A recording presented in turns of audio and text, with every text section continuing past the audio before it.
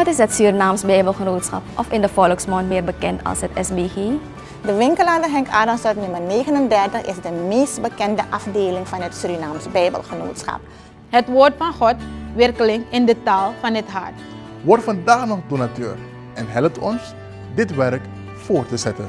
God zegen u en tot de volgende aflevering van SBG Tori. Dit is SBG Tori. Wat is het Surinaams Bijbelgenootschap, of in de volksmond meer bekend als het SBG? Het Surinaams Bijbelgenootschap staat bekend om haar boekwinkel aan de Henk Adamstraat nummer 39, waar u onder andere terecht kunt voor verschillende Bijbels, christelijke boeken en gift items. Maar wist u dat het Surinaams Bijbelgenootschap veel meer is dan slechts een boekwinkel? Sinds de oprichting van het Surinaams Bijbelgenootschap in 1966 heeft het SBG één doel en dat vertaalt zich in alles wat zij doet.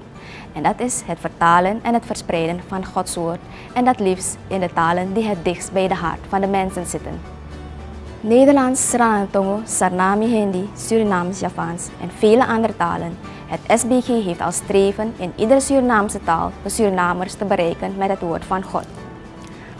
Wanneer het woord van God geschreven is in een taal die het dichtst bij het hart van de mensen is het makkelijker de boodschap te begrijpen, te accepteren en uit te leven.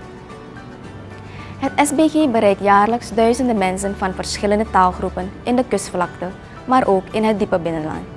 Het blijft niet alleen bij het vertalen van de Bijbel, maar ook het doen terechtkomen van het woord van God in de handen van mensen met behulp van onze projecten en activiteiten. Wilt u meer weten over de projecten en activiteiten die het SBG uitvoert, of bent u geïnteresseerd om het SBG Bijbelwerk te ondersteunen om zodoende Gods woord toegankelijk te maken voor de taalgroepen die nog niet zijn bereikt? Volg dan het SBG via social media. Bedankt voor uw aandacht. Dit was SBG Tori.